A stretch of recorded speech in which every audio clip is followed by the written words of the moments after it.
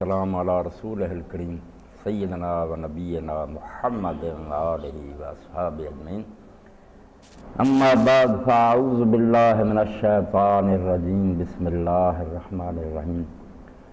لقد جاءکم رسول من انفسکم عزیز علیہ ما عنتم حریص علیکم بالمؤمنین رؤوف الرحیم، فَإِن تَوَلَّوْا فَقُلْ حَسْبِيَ اللَّهُ لَا إِلَٰهَ إِلَّا هُوَ عَلَيْهِ تَوَكَّلْتُ وَهُوَ رَبُّ الْعَرْشِ الْعَظِيمِ۔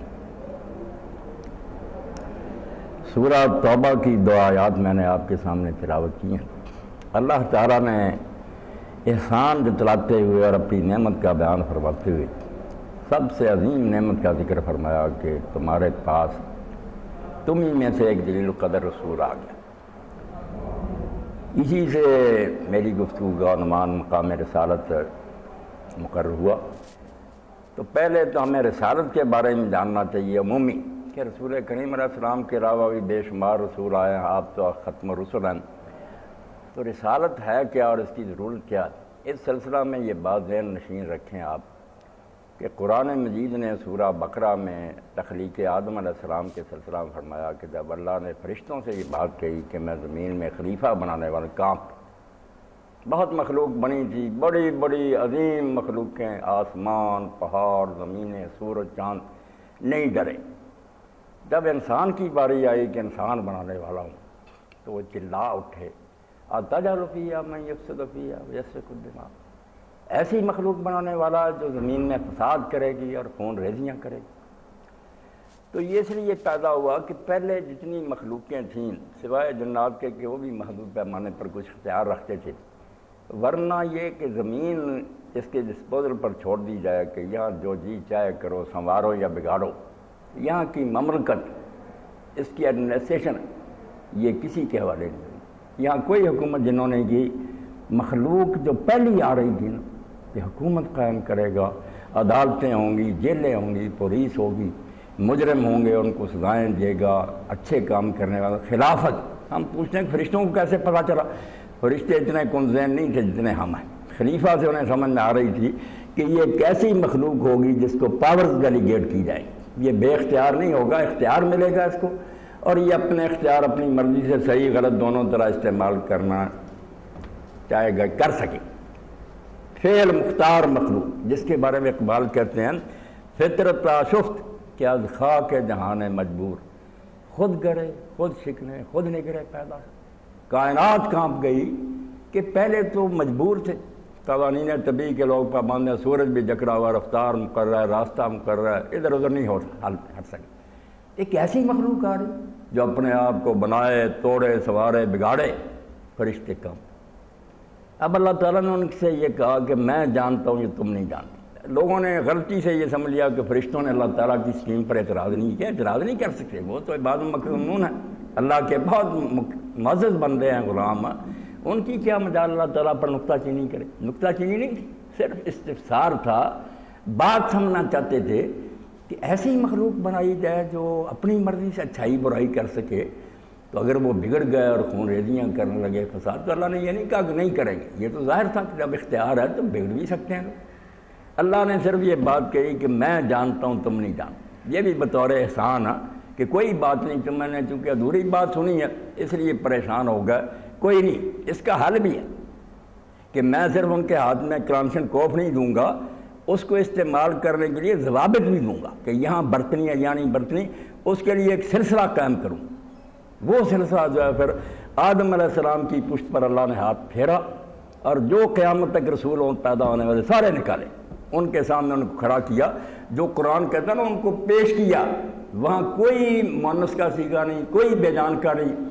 سارے ذویل عقول کے، وہ جاندار چیزیں تھیں، عقل والی، جو سامنے کھڑی کی۔ ثم عرض امر الملائکہ، فرشتوں کے سامنے ان کو پیش کیا اور کہا بِأَسْمَاءِ هَؤُلَاءِ، ان کے نام بتاؤ، بِأَسْمَائِهِمْ فَلَمَّا نَبَّأَهُم بِأَسْمَائِهِمْ، سب جاندار ہیں، عقل والے ہیں، رسول تھے، نبی۔ وہ اللہ نے دکھائے کہ صرف اختیار دے کر اگر میں بیٹھ جاؤں پھر تو الزام مجھ پر آتا کہ اختیار دے دیا تو غلط برتیں تو قصور آپ کا، کیوں نہیں سمجھایا کہ کہاں اس کو استعمال کرنا، کہیں کہاں نہیں کرنا۔ فرمایا مکمل اسکیم سمجھو، مجبور مخلوقیں تو دیکھ لی، ان کی نیکی بدی کوئی نہیں، وہاں نیکی بدی کا سوال ہی نہیں پیدا ہوا، تو جھگڑے ہوئے۔ نیکی بدی جو نا خیر و شر، یہ صرف اس مخلوق کے عمل پر اس کا اطلاق ہوگا۔ اپنی مرضی سے اچھائی کرے گا نیکی ہوگی، برائی کرے گا وہ گناہ ہوگا۔ تو اختیار دے کر اگر میں چھوڑ دوں تو پھر یہ ہے کہ بیچارہ بھٹکتا پھرے، ایک سلسلہ قائم کروں۔ چنانچہ آگے پھر آتا نا کہ اللہ تعالیٰ نے فرمایا فَإِمَّا يَأْتِيَنَّكُم مِّنِّي هُدًى، میری طرف سے ہدایت آتی رہے گی، جو پیروی کریں گے وہ ان کو ڈر خوف نہیں ہوگا، جو نہیں پیچھے چلیں گے تباہ ہو جائیں۔ تو رسالت کا سلسلہ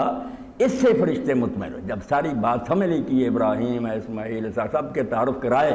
اور ان کی جد و جہد اور کوشش کہ دین کے لیے یہ کتنی محنت کریں گے اور کتنے دکھ اٹھائیں گے، تو فرشتوں نے کہا کہ واقعی اللہ تو جو کہتا ٹھیک، ہم نہیں سمجھتے تھے۔ تو اللہ نے انسان کو اختیار دینے کے ساتھ ہی رسالت کا اہتمام فرمایا کہ اس کی طرف سے مسنجر آتے رہیں،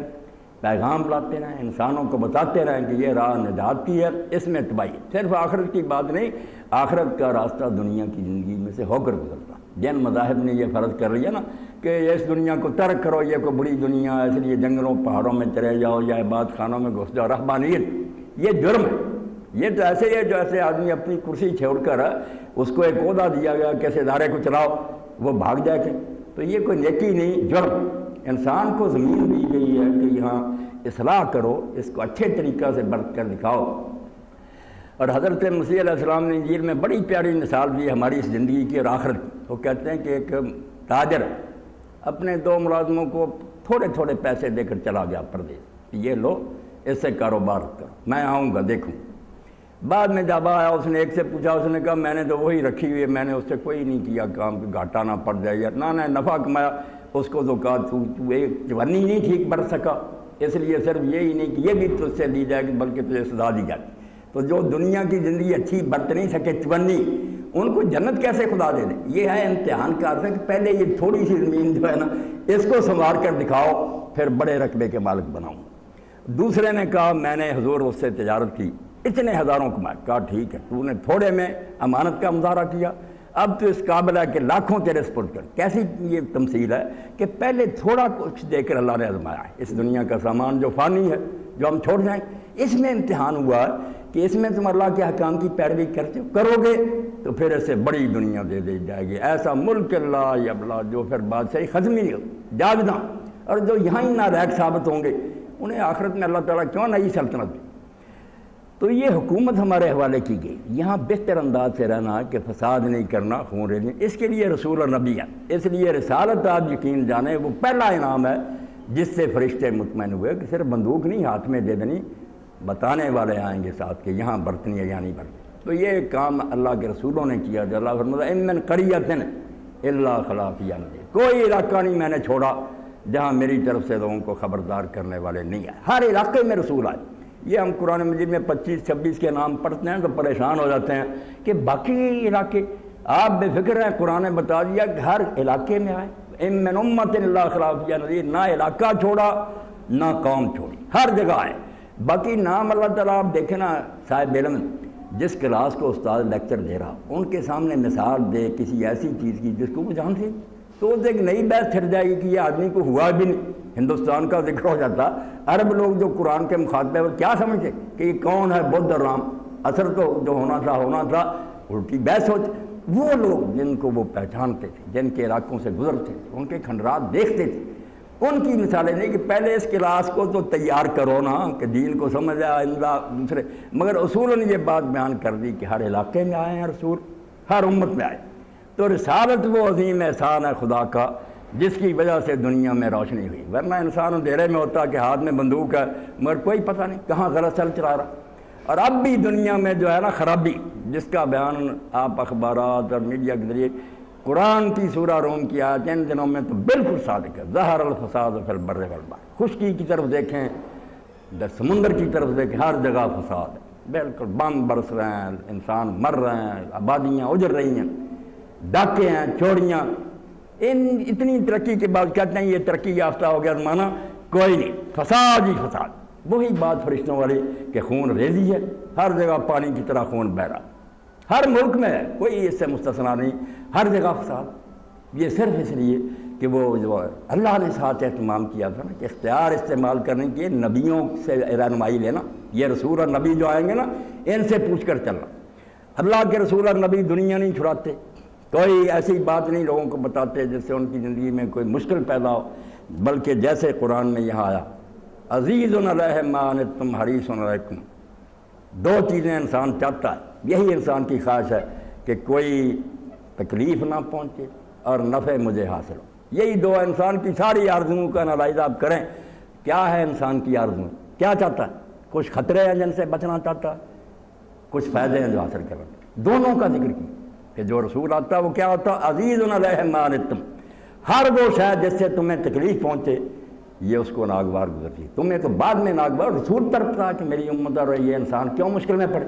کسی مشکل میں نہیں ڈالنے آتا، پہلے تو وہ تکالیف سے نجات دیتا ہے، یہ خون ریزیاں اور بمباریاں اور وادیوں کی تباہی یہ نالائق وہ لوگ کرتے ہیں جو رسولوں کو نہیں مانتے، رسول نہیں ایسا کرنے آتے، رسولوں کا تو کام ہی ہے کہ انسان اگر امن چاہتا ہے کہ کوئی تکلیف نہ آئے، عزیز علیہ ما عنتم،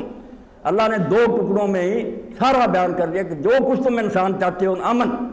تکلیف نہیں پہنچنی چاہیے کسی قسم کی، مالی جسمانی کوئی پریشانی، تو رسول اسی لیے آتا عزیز علیہ ما عنتم، ہر وہ چیز جس سے تمہیں تکلیف پہنچتی ہے، تمہیں وہ ناگوار گزرتی ہے، رسول کو تم سے زیادہ ناگوار گزرتی ہے، اور اسی لیے آپ دین کے بارے میں پڑھیں سنیں، جہاں محسوس ہوگا نا کہ دین کسی مشکل میں ہمیں ڈال رہا، دین نہیں ڈال رہا، وہ غلط انٹرپریٹیشن ہوگی، ورنہ دین کسی مشکل میں انسانوں کو ڈالے کہ نہیں، یرید اللہ بکم الیسر، اللہ تو آسانیاں چاہتا، وہ تنگی کیوں مبتلا کرے، جو غلط تشریح کریں گے اس سے پتہ چلے گا، اس لیے یہ بطور کلیہ ذہن میں رکھنا چاہیے کہ کوئی دینی مسئلہ ایسا جس سے پتہ چلے گی یار اس سے تو زندگی دشوار ہو، غلط ہو، وہ صحیح نہیں ہوگا، اللہ کو لوگوں کو تنگی میں ڈالنے سے کیا فائدہ، وہ آسانیاں چاہتا، پھر لوگ اپنی طرف سے جب مین میخ نکالتے ہیں، موش گافیاں کرتے ہیں، فقہی استنباط کرتے ہیں،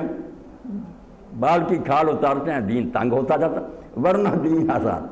کھڑے ہو کر نماز پڑھو نہیں، بیٹھ کر پڑھو، بیٹھ نہیں سکتے لیٹ جاؤ، لیٹ کر بھی نہیں کچھ کر سکتے اشارے سے پڑھو، آنکھ ہی اس طرح ذرا کم کر دو، جس حالت میں تم جو کچھ کر سکتے فاتقوا اللہ ما استطعتم، جو بس میں ہے بس وہ کرو، اس سے زیادہ دین کوئی تکلیف نہیں دیتا، لا یکلف اللہ نفسا الا وسعها، اللہ تعالیٰ کسی پر ذمہ داری نہیں ڈالتا سوائے اس کے جو آسانی سے اس کے بس میں ہوتا ہے، لفظی وسعن کا آیا، یہی طاقت بھی نہیں استعمال کیا، طاقت میں بھی ذرا ہے کہ مشکل کام بھی آدمی طاقت سے کرتا، وسعہ کہ جو بالکل آسانی سے آدمی کر سکتا صرف اتنے کا یہ ذمہ دار، تو رسول آئے ہیں دنیا میں اس لیے کہ جو چیزیں تمہیں ناگوار ہیں، جس سے تمہیں کچھ خطرہ ہے تکلیف، وہ چیزیں اس کو بھی ناپسند ہیں، حریص علیکم، اور جو فائدے تم چاہتے ہو نا کہ مال بھی زیادہ ملے، اچھے مکان ملے، اچھی بیوی ملے، اولاد ہو، امن سے انسان رہے، حریص علیکم، وہ ان ساری بلائیوں کا حریص، تکلیف دہ چیزیں اسے ناپسند ہیں، اور بلائیاں اور نفع کی چیزیں ساری جو ہیں نا ان کا وہ حریص، بہت لالچی ہوتا کہ انسانوں کو یہ ملنی چاہیے، اس لیے دین کا خلاصہ یہ سمجھے سارے رسولوں کا کام ہے، آپ تو آخری ہیں نا کہ رسول آتے ہی اس لیے کہ امتوں کو مشکلات سے اور تکالیف سے نکالا جائے، ساری منفعت اور بلائیاں انہیں نصیب ہو، اس لیے جب لوگ اس کو اختیار کر لیتے نا، آپ تو پڑھے لکھے لوگ ہیں، لوگوں نے بڑے بلند بانگ دعوے کیے کہ گلی گلی محلے محلے اسکول کالج کھول دو، خواندگی کی شرح بڑھنی چاہیے، معیشت مضبوط ہونی، سب کر لیا، اس کے نتائج جو سامنے آئے، جو پچھلی نسل کے لوگ ہیں، اللہ کی قسم آپ ان سے کہیں یار ہمارے بوڑھے ان سے اچھے تھے، وہ اتنے بے ایمان نہیں تھے، آپس میں محبت تھی، مل بیٹھتے تھے، ڈاک چلان سڑکوں پہ گاڑی پر جا رہا کھڑا کر لیتے، چابی لے لیتے ہیں، گولی مار لیتے، کیا پڑھے ڈگری ہولڈر، کچھ نہیں اس تعلیم نے، کیونکہ وہ نور نبوت آنکھوں سے اوجھل ہوتا ہے، رسولوں کو نظر انداز کر دیا، پھر وہی بات سچی ہوئی جو فرشتوں نے کہا تھا کہ ایسی مخلوق بنانے لگا جو زمین میں فساد کرے گی اور خون بہائے گی، بہار ہے، اللہ نے جو دکھائے تھے رسول آدم کی پشت سے نکال کے، وہ سمجھ لیں اس بات کو ذہن میں بٹھائے کہ جو کہتے ہیں نام کسی چیز کے نہیں تھے کہ یہ ہانڈی ہے، یہ تلوار ہے، یعنی غلط باتیں، وہ جاندار چیزیں تھیں جو اللہ نے نکالی تھی، سامنے کی تھی کہ ان کے نام بتاؤ اگر تم سچے ہو، تم نے صرف یہ سن لیا کہ ان کو اختیار ملے گا تو ڈر گئے، یہ نہیں ساتھ سمجھا کہ باقاعدہ ایک لائن ہوگی معلمین کی، ٹیچرز کی، جو بتاتی رہے گی کہ یہ کرو اور یہ نہ کرو، اور نشاندہی کریں گے، ادھر جاؤ گے تباہی کا راستہ، ادھر جاؤ گے بڑائی نصیب ہوگی، وہ رسول اور نبی آدم علیہ السلام کی پشت سے نکالے، اور حضور نے ان میں سے بالخصوص داؤد علیہ السلام کا ذکر کیا کہ وہ تو میں نے دیکھے، ان کا نور نبوت تو سب سے زیادہ روشن، ماتھا چمک رہا تھا۔ تو اس لیے پیغمبر سامنے رب نے کی، اختیار ہی نہیں صرف مل رہا، بتانے والے آئے، تو بڑا احسان ہے ان اللہ کے رسولوں نبیوں کا۔ اب بھی آپ اگر جائزہ لیں گے نا گہری نظر سے، اور ہر قوم میں جو دیانتدار مانتے ہیں کہ ہمارے اندر اگر ابھی کچھ اچھائی باقی ہے نا، اخلاقیات، یورپ ہے، مشرق ہے، سب مانیں گے کہ یہ کسی پیغمبر کا ورثہ ہے، کوئی نبی گزرا تھا جس کی بچی ہوئی بات اب ہمارے پاس ہے۔ بہار اب جو دنیا میں آئی ہوئی ہے یہ سب پودوں نہیں کے جوں نبوت سے ہٹتے جاتے ہیں، سوائے بدماشی کے اور کیا ہوگا۔ جب آپ بھول جائیں گے کوئی خدا ہے، اس کو نظر انداز کر دیں گے، کوئی نہیں، یہی دنیا، مرنے کے بعد کوئی جہان نہیں۔ آپ نسخہ تجویز کریں، پڑھا لیں، لکھا لیں، ہر ایک کو کوٹھی میں اٹھا دیں، بدماشی کیسے چھوڑے گا؟ وہ تو بابر والی بات پھر کہے گا، بابر باعث کوش کے آرم دوبارہ نہیں، اس کے بعد موقع ہی نہیں، کر لو عیاشی۔ اور یہی فلسفہ جو چل رہا، جتنا پڑھاتے جاؤ گے نا زیادہ حرامزادے راستے ڈھونڈتے جائیں گے ڈاکے مارنے۔ علاج وہ یہ جو نبی کرتے ہیں، 3 بنیادی باتوں ہیں جس سے مشکل نہیں پیدا ہوتی، مشکلیں ختم ہو جاتی ہیں، لوگ امن سے رہتے ہیں۔ اور اسی لیے آپ دیکھتے ہیں کہ ابراہیم علیہ السلام مکہ میں جب اسماعیل علیہ السلام کو آباد کر رہے ہیں تو 2 ہی آرزویں کی تھی، وہی خلاصہ کہ انسان امن چاہتا اور رزق چاہتا، یہ معاشرے کو مل جائے بالکل ٹھیک ہے کہ ہر شخص کو رزق ملنا چاہیے، کوئی بھوکا نہ رہے، رزق میں سب چیزیں آ جائیں۔ وہ کہتے ہیں اے اللہ میں نے اپنی اولاد کا ایک حصہ یہاں بٹھا دیا، رب اجعل ھذا بلدا آمنا، پہلی چیز تو امن ہونا تھی۔ جہاں امن نہیں کہ آپ گھر سے نکلتے ہیں، میں بچے جاتے ہیں خدا کی قسم شام تک اسی کیفیت میں رہتا ہوں کہ اللہ کرے خیریت سے گھر آ جائے، کوئی پتہ نہیں آئیں گی نہیں۔ تو جو معاشرہ اس حال میں ہو وہاں جینا کیا، جہاں انسان سہم آ رہا ہے کہ پتہ نہیں کیا بن رہا ہے۔ ابھی آپ بینک میں سے پیسے لے رہے ہیں، آ جاتے ہیں اور گولی مار کر آپ کو بھی ختم کر دیں۔ گاڑی نئی لی آپ نے، اسی وقت چابی چھینتے روٹا آپ کو مار کر بھی چلے جاتے۔ تو ابراہیم علیہ کہتے ہیں اللہ میں نے یہاں آباد کیا، پہلی بات تو اس شہر کو امن کا شہر بنا۔ اس سے پتہ چلا کہ سب سے پہلی ضرورت انسان کی ہے کہ جہاں بھی وہ بستا ہو بے خوف امن ہو، کوئی خطرہ نہ ہو کہ مجھے کوئی نقصان پہنچائے گا۔ رسالت کا مقام یہ ہے، رسول اس لیے آتے ہیں کہ لوگوں کو ایسا ضابطہ حیات دے دیں کہ ہر آدمی اپنی حد میں رہے۔ آزادی چھینتے نہیں، آزادی دیتے ہیں، مگر وہ آزادی نہیں کہ میں کہوں اندھا دھند میں نے لاٹھی کمانی، بے شک اس سے کسی کی ناک ٹوٹ جائے، یہ آزادی نہیں، یہ دوسروں کے ساتھ ظلم ہے۔ آپ اپنی حد پر رہیں، جو آپ کا ہے نا ہاتھ اس پر گاڑی چلائیں، وہ اس ہاتھ پر چلائیں۔